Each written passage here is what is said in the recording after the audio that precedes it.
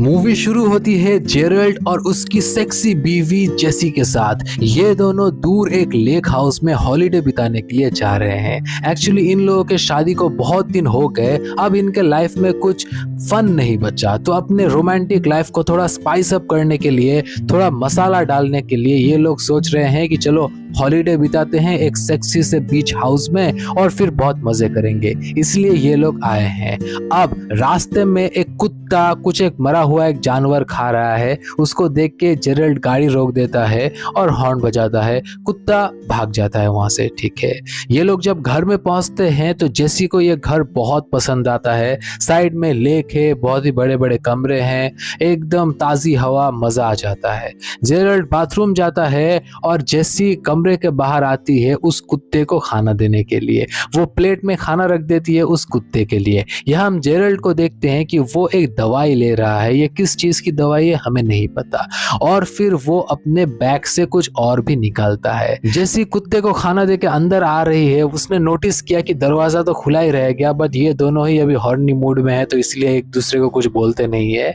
कमरे में अंदर आते हैं, जेसी को हम देखते हैं कि वो एक सेक्सी सा सेडक्टिव कपड़ा पहन के लेटी हुई है, और जेरल्ड आता है, उसके हाथ में है हैंकरचीफ। ये बोलता है कि चलो हम लोग ना एक रोल प्ले करेंगे, आज बहुत मजा आएगा। जेसी बोलती है कि कैसा रोल प्ले? जेरल्ड बोलता है कि ये देख रहे हो हथकड़िया, मैं तुम्हारे हाथों को बांध दूंगा और फिर मैं जबरदस्ती करूंगा तुम्हारे साथ और तुम जोर जोर से चिल्लाना, ठीक है? यही एक फोर्स रोल प्ले करेंगे हम लोग। जेसी को थोड़ा अजीब लगता है, बट बोलती है कि ठीक है चलो।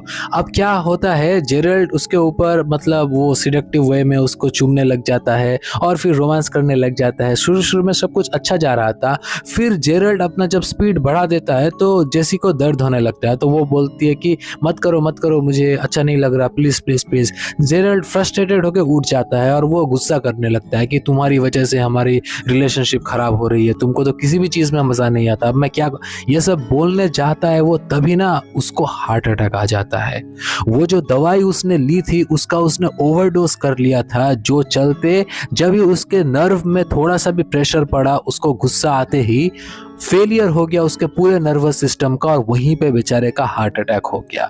अब जैसी हाथ बंधे हुए वहां पे पड़ी है और उसके ऊपर है उसके पति की लाश। वो बहुत ही आवाज लगाती है, अपने पति को उठाने की कोशिश करती है, बट उसका पति सच में मर गया है। उसको पैरों से जब वो धक्का देती है तो उसकी लाश नीचे गिर जाती है।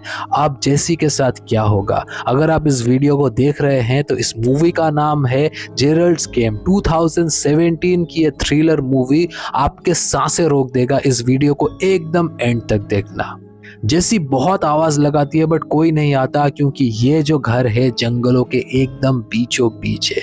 तभी वहां पे कौन आ जाता है? वो डॉग जिसको उसने खाना दिया था। वो डॉग, अब दरवाजा खुला है इसलिए वो कमरे के अंदर आ गया। जेसी बार बार उसको भगाने की कोशिश करती है, बट वो जाके जेरल्ड के लाश को सूंघने लगता है, फिर काटने लगता है, एंड फाइनली उसने एक मांस का टुकड़ा जेरल्ड के बॉडी से खरोच लिया और उसको खाने लग गया।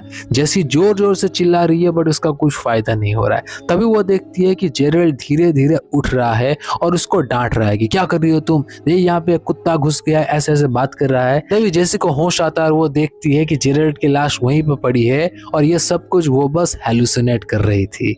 हेलुसिनेशन में वो देखती है कि जेरल्ड उससे बात कर रहा है और उसको दोष दे रहा है कि कैसे उसने ही इन दोनों का रिलेशनशिप खराब किया है, कैसे वो बेड में बहुत ही खराब है और जेरल्ड भी बेड में बहुत ही खराब है, इन लोगों का सेक्सुअल रिलेशनशिप कैसे मतलब एकदम मेस्ड अप हुआ पड़ा है, ये सब वो बोल रहा है। वो अपने आप को भी हेलुसिनेट करने लग जाती है और वो दोनों एक दूसरे से झगड़ा करने लगते हैं। फिर ये हेलुसिनेशन वाली जेसी बोलती है कि इस बेड के ऊपर ही पानी का एक ग्लास रखा है जिससे जेसी पानी पी सकती है। जेसी जैसे जैसे करके वो पानी का ग्लास निकालती है और पानी पीने की कोशिश करती है, बट उसका मुंह नहीं पहुंचता। तब जेसी क्या करे, तो उसने जो ड्रेस पहना था उस ड्रेस का वो टैग निकाल लेती है, उसको स्ट्रॉ बनाती है और उससे ही बहुत कष्ट करके वो पानी पी लेती है। जेरल्ड उसको बोलता है कि यहाँ पे ज्यादा देर तक रहोगी तो भूख प्यास से तुम्हारी ना मौत हो जाएगी। ऐसे ही पानी पीने के बाद वो बेहोश हो जाती है और जब उसकी नींद खुलती है वो देखती है कि अभी अंधेरा हो गया है और उसके सामने एक डिमोनिक फिगर खड़ा है और उसके हाथ में एक बॉक्स है जिस बॉक्स में बहुत सारी हड्डियां है। वो देख के डर जाती है कि ये क्या है, बट वो फिर समझ जाती है कि वो फिर से हेलुसिनेट करती है। तभी साइड से जेरल्ड आता है और बोलता है कि पता है ये कौन है, ये मौत है, तुम्हारे लिए ना मौत खुद आया है अपने तोहफे लेके। और जेरल्ड सडनली उसको ना माउस कह के पुकारता है और ये शब्द माउस सुन के जेसी को अपना बचपन याद आ जाता है, क्योंकि बचपन में उसके जो स्टेप फादर यानी उसके माँ का जो पति था वो भी उसको माउस कह के पुकारता था। ये लोग एक बार हॉलीडे और सूर्य ग्रहण देखने के लिए एक ऐसे बीच हाउस में गए थे जहाँ पे वो आदमी जेसी को बोलता है कि आओ यहाँ पे मेरे गोद में आके बैठो, और अपने गोद में बिठा के वो उसको मोलेस्ट करने की कोशिश कर रहा था। ये बात सब कुछ उसके माँ को भी पता था, बट उसके माँ ने कभी इस बारे में एक्शन लिया ही नहीं। उल्टा वो कभी कभार जेसी को ब्लेम कर देती थी कि तुम्हारी वजह से ही मेरे और मेरे पति के बीच रिलेशनशिप खराब हो रहा है। यहाँ पे हेलुसिनेशन वाली जेसी रियल जेसी को बोल रही है कि देखो तुमने स्टेप फादर जैसे ही एक आदमी से शादी कर ली, इसीलिए तुम्हारी जिंदगी इतनी खराब हुई पड़ी है। वो उसको जमीन में पड़े पैरों के निशान भी दिखाती है ये समझाने के लिए कि वो जो आदमी उसने देखा था वो कोई बहम नहीं था, वो सच में था। अब जेसी ये नोटिस कर रही है कि उसके हाथ बंद होने की वजह से वहां पे खून जम रहा है, और अगर ज्यादा देर तक ऐसे ही वो पड़ी रही तो शायद उसकी जान भी चली जाए। सोच रही है कि क्या करूं, तभी वो उस ग्लास को तोड़ देती है और कांच से अपनी कलाई काट लेती है ताकि वहां से खून निकले और हाथ में खून जम ना पाए। यही नहीं, वो अपने हाथ को जोर से खींचती है ताकि वहां का स्किन उधेड़ जाए और उसके हाथ हथकड़ियों से मुक्त हो जाए। जैसे तैसे करके वो अपना एक हाथ छुड़ाती है और चाबी से अपने दूसरे हाथ को भी खोल देती है। अब वो यहाँ से निकल सकती है, बट उसका खून इतना ज्यादा बह गया है कि वो बहुत ही कमजोर फील कर रही है। वो जमीन में गिर जाती है, तभी उसके सामने वो डिमोनिक फिगर आ जाता है। जेसी को वो फिर से वो बॉक्स दिखाता है। जैसे समझ नहीं पाती कि मैं क्या, तो वो अपनी अंगूठी उतार के उस बॉक्स में डाल देती है और अपनी गाड़ी लेके वहां से भागने लगती है। बट उसको फिर से हेलुसिनेशन होता है कि वो डिमोनिक फिगर मानो गाड़ी के पीछे ही बैठा है और वो उसका गला भी दबा रहा है।